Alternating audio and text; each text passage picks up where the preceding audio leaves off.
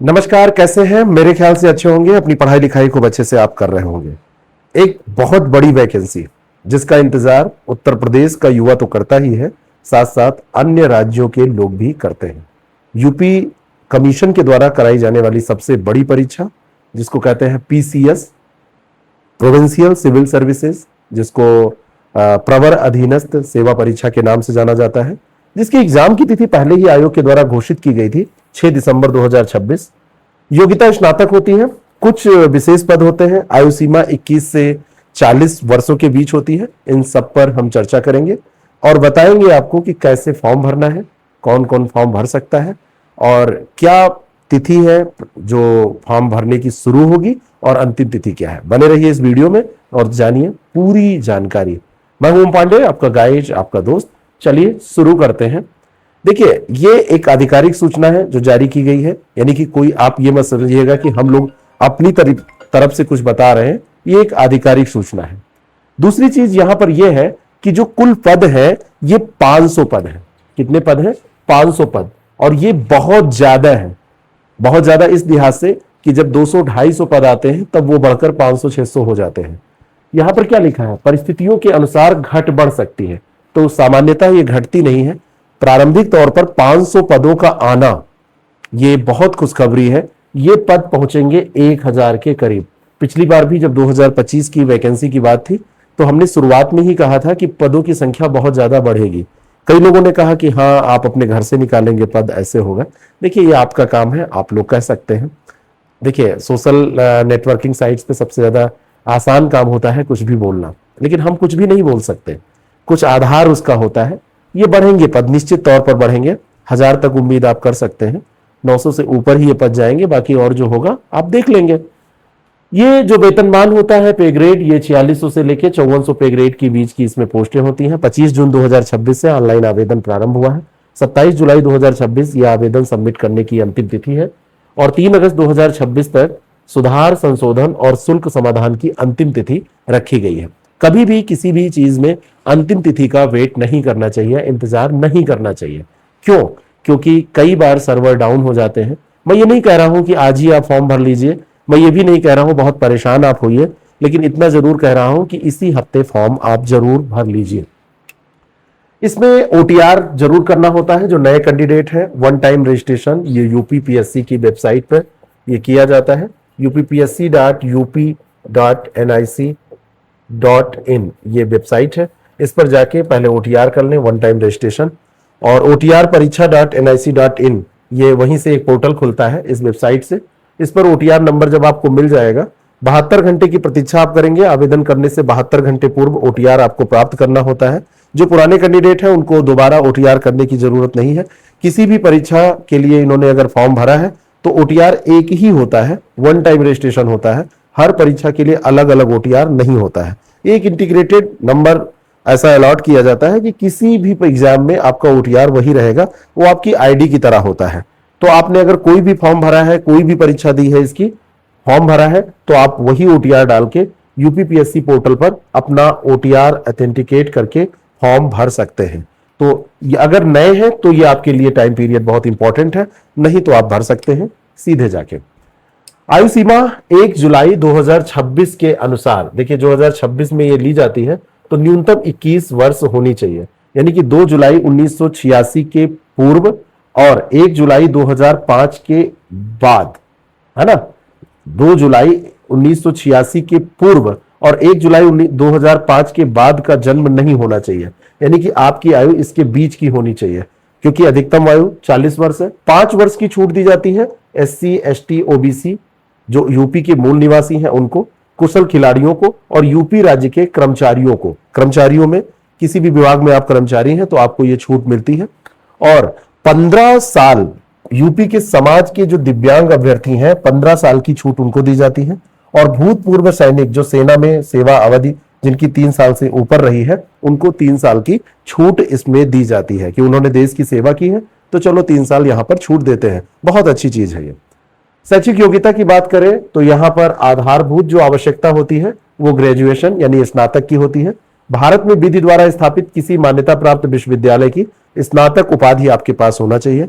आवेदन की अंतिम तिथि तक ये डिग्री आपकी पूर्ण होनी चाहिए। यहां पर आप परस्यूइंग ईयर में एग्जाम नहीं दे सकते, यूपीएससी में आप दे सकते हैं, यहां पर ऐसा नहीं कर सकते। अंतिम वर्ष के छात्र, फाइनल ईयर स्टूडेंट आवेदन कर सकते हैं, लेकिन मुख्य परीक्षा के आवेदन की अंतिम तिथि तक उनके पास स्नातक उत्तीर्ण होने का प्रमाण पत्र या अंक पत्र होना चाहिए। ये कंडीशन है, ये ध्यान रखिएगा। अगर आपका फाइनल ईयर कहीं पे चल रहा है और अगर आपकी एज कंप्लीट है, आप कम से कम 21 साल के हो गए हैं, तो आवेदन आप कर सकते हैं, लेकिन जब मुख्य परीक्षा होगी तो उसके पहले आपके पास स्नातक जो उत्तीर्ण होने का प्रमाण पत्र है वो होना ही चाहिए। तो जो मैंने बात कही थी वो इस तरीके से आप स्पष्ट तौर पर समझ लीजिए, बाकी उसमें उलझिएगा नहीं, ठीक है। विशिष्ट शैक्षिक अर्हता की अगर हम बात करें, जहां पर कुछ पद होते हैं जिनमें कुछ स्पेशल चीजें चाहिए होती हैं, जैसे एक पद होता है उप निबंधक या सहायक अभियोजन अधिकारी परिवहन। इसमें विधि स्नातक की डिग्री चाहिए होती है। जिला बेसिक शिक्षा अधिकारी या सह जिला विद्यालय निरीक्षक, ये स्नातकोत्तर उपाधि पोस्ट ग्रेजुएशन चाहिए होता है।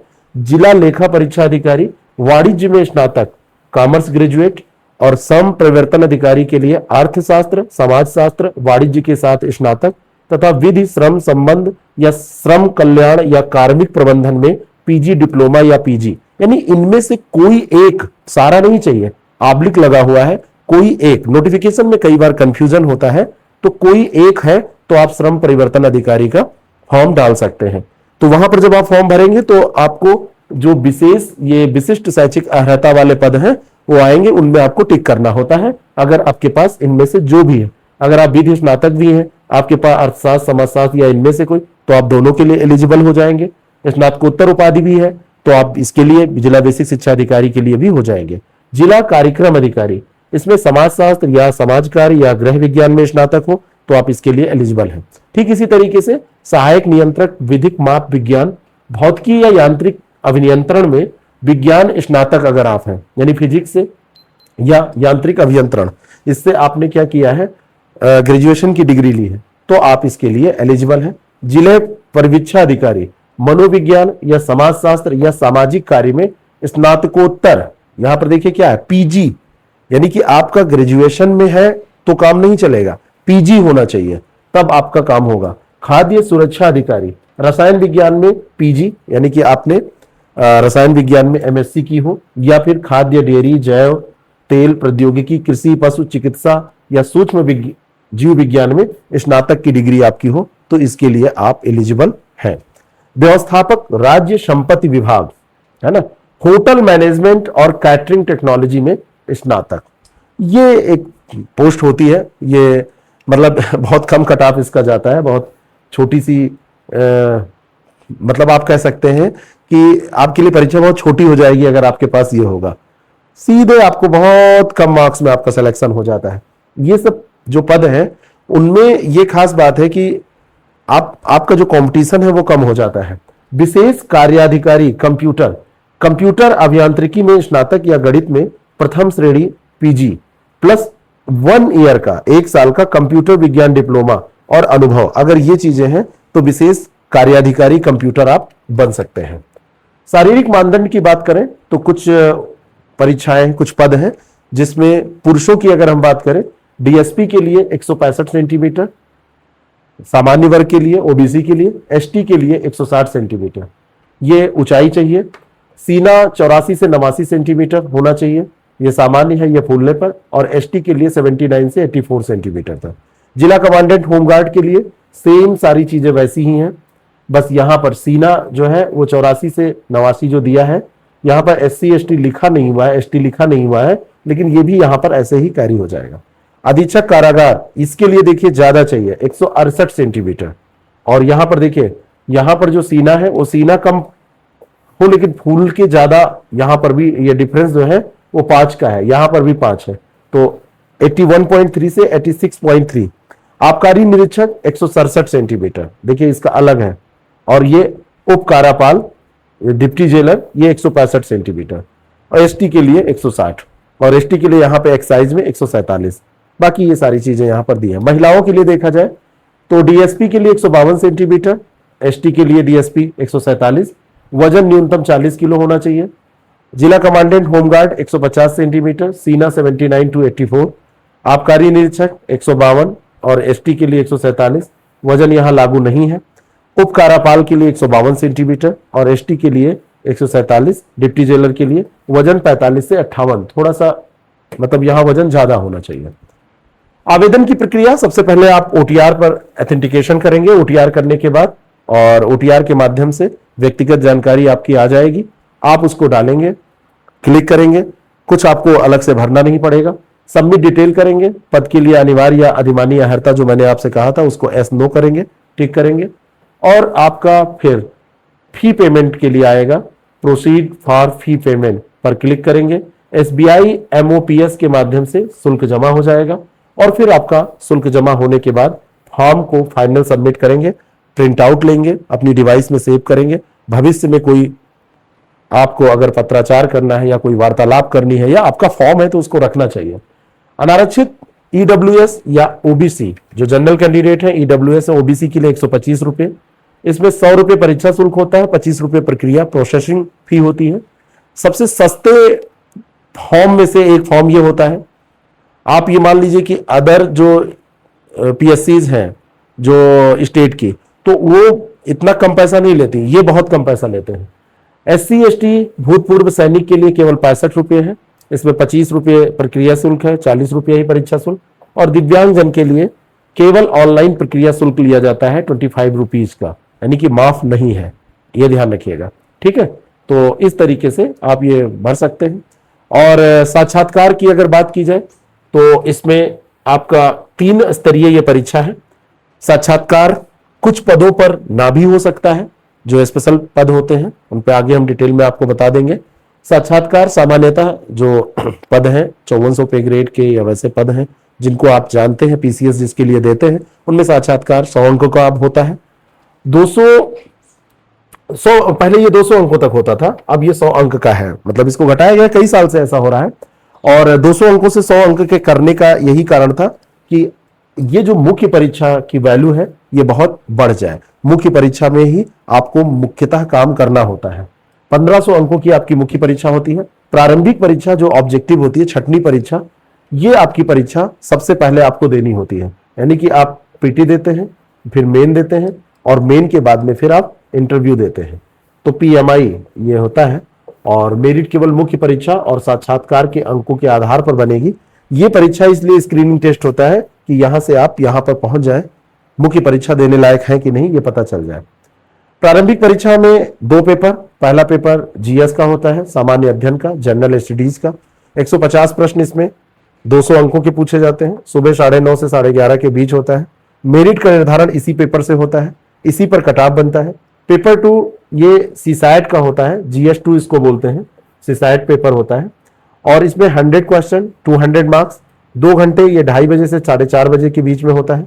क्वालिफाइंग होता है, 33% अंक लाना इसमें अनिवार्य होता है। तो ये 200 अंकों का पेपर है, यानी कि 66 मार्क्स लाना इसमें, 66 मार्क्स लाना इसमें अनिवार्य है। नकारात्मक अंकन है, प्रत्येक गलत उत्तर के लिए 1/3 निगेटिव मार्किंग है। 1/3 का मतलब है कि यहां पर एक क्वेश्चन होता है 1 पॉइंट कितने मार्क्स का, भाई आप करेंगे 150 को 200 से, तो यहां पर हो जाएगा 3/4, यही तो हो जाएगा, नहीं 200 को 150 से, मैंने उल्टा कर दिया, एक्सट्रीमली सॉरी। तो यहां पर हो जाएगा 4/3, 4 क्या हो जाएगा 3। तो जो मार्क्स आएगा इसका 1/3, इसका 1/3, बात समझ में आ रही, यानी कि यहां पर एक क्वेश्चन जितना है तो 4/3, अब 4/3 का मतलब है 3 × 3, 1.33 मार्क्स। अब इसका क्या होता है 1/3, तो ये 0.44 के आसपास आएगा। आप इसको कैलकुलेट करेंगे तो यहां पर ये हो जाएगा। यहां पर क्योंकि एक क्वेश्चन 2 मार्क्स का है, 2 अंक का है, तो यहां पर नेगेटिव मार्किंग 0.66 ये हो जाएगी। बात समझ में? तो इस तरीके से ये पेपर क्वालिफाई करना है और ये पेपर आपको क्या करना है, ये पेपर मेरिट बनेगी। इस पेपर को आपको बहुत मजबूत करना है, बहुत ही अच्छा करना है। बहुत ही जल्दी हम YouTube पर आपके लिए बहुत सारे ऐसे कार्यक्रम लाएंगे जो आपकी इस पेपर को, प्रीलिम्स और मेंस को बहुत अच्छे से तैयार कराएंगे। फिर आप जब मुख्य परीक्षा देंगे, 8 पेपर इसमें होते हैं, 3 घंटे का एक पेपर सामान्य हिंदी का आपका होगा 150 अंकों का, निबंध का होगा 150 अंकों का। ये सबके लिए एक ऐसी अपॉर्चुनिटी होती है जो अगर यहां पर आप ज्यादा गेन करते हैं, क्योंकि यहां जीएस का जो पेपर आपका स्टार्ट हुआ 1 2 3 4 5 6, उससे कम मेहनत करके आप सामान्य हिंदी और निबंध में अच्छे अंक ला सकते हैं। 150 अंकों में सामान्य हिंदी में 100 से ऊपर अंक लोग आसानी से ले आते हैं अगर अच्छे से पढ़ाई की जाए। निबंध में भी यही दशा होती है और कम मेहनत में। उतना कम मेहनत करके आप इन पेपर्स में बहुत कुछ ऐसा नहीं कर सकते हैं। तो ऐसा नहीं कि इनको नहीं पढ़ना है, इस पर विशेष फोकस आप करिए। स्ट्रेटेजी मैं आपको बता रहा हूं। ये ऐसे पेपर्स आपके होते हैं, ये 200-150 अंकों के होते हैं, बाकी सब 200 अंकों के होते हैं। तो 1 2 3 4 5 6 पेपर यानी कि 1200 अंक ये हो गए और 150 दूना 300, 300 जो ये अंक है, तो ये 1500 पेपर, मतलब ये सारे पेपर मिला के 1500 अंक हो गए। बात समझ गई? तो 1500 अंक जो है, इसमें जितने अच्छे आपके अंक आएंगे, जितना अच्छा आप लेके आएंगे, कम से कम 50% तो लाना ही है, लेकिन जितना आप इससे ऊपर बढ़ा पाएंगे उतना आसान हो जाएगा आपका सिलेक्शन। और यहां टारगेट आपका होना चाहिए कि कम से कम आप 60% अंक लाने की कोशिश करें। आगे मैं बताऊंगा उसको, ठीक है? तो ये आपका पूरा एक एग्जाम के बारे में एक बहुत ही शॉर्ट में मैंने बताया है। ऐसा नहीं कि पूरा बहुत डिटेल में, शॉर्ट में बताया है, लेकिन आपको समझ में आया होगा। कोई प्रश्न होगा आपका तो आप हमसे पूछ लीजिएगा, आप मैसेज कीजिएगा। प्रश्न आपको जो भी दिमाग में आपके आएगा, जो भी आपको चाहिए कि इसका उत्तर मिल जाए, तो आप उसको पूछिएगा, मैं बताने की कोशिश करूंगा। SC/ST उम्मीदवारों के लिए न्यूनतम 35% और अन्य श्रेणियों के लिए 40% अंक प्रारंभिक या मुख्य परीक्षा में प्राप्त करना अनिवार्य है, अन्यथा उनको अयोग्य मान लिया जाएगा। मिनिमम इफिशियंसी इतनी चाहिए, यानी कि अगर उस कैटेगरी में कट ऑफ बहुत डाउन गया तब भी कम से कम इतना चाहिए होता है। झूठी जानकारी, फर्जी OTR विवरण या गलत जन्मतिथि देने पर अभ्यर्थन निरस्त होगा और आगामी 5 वर्षों तक परीक्षाओं में डिबार किया जा सकता है। तो डिपार्टमेंट का भी बहुत ही बड़ा रूल है, 5 साल तक। उसके बाद फिर आप क्या देंगे, ठीक है? और बाकी आप पूरा विज्ञापन इसमें पढ़ सकते हैं। हमारे टेलीग्राम चैनल को डाउनलोड कर लीजिए, मतलब ज्वाइन कर लीजिए, वहां से इसको डाउनलोड करके आप पढ़ सकते हैं, ठीक है? और बाकी हम आपसे मिलेंगे, आपको बताएंगे इसकी स्ट्रेटजी के बारे में। पढ़ाई भी हम लोग स्टार्ट करेंगे, जल्दी मिलेंगे। All the very best. आप लोग फॉर्म भरें और डिटेल वीडियो में जल्दी बताऊंगा कि कितनी पोस्ट किसकी है। आपको उससे एक आइडिया हो जाएगा, एक मोटिवेशन मिलेगा और पोस्ट निश्चित तौर पर बढ़ने भी वाली है, इसमें कोई दो राय नहीं। Thank you so much.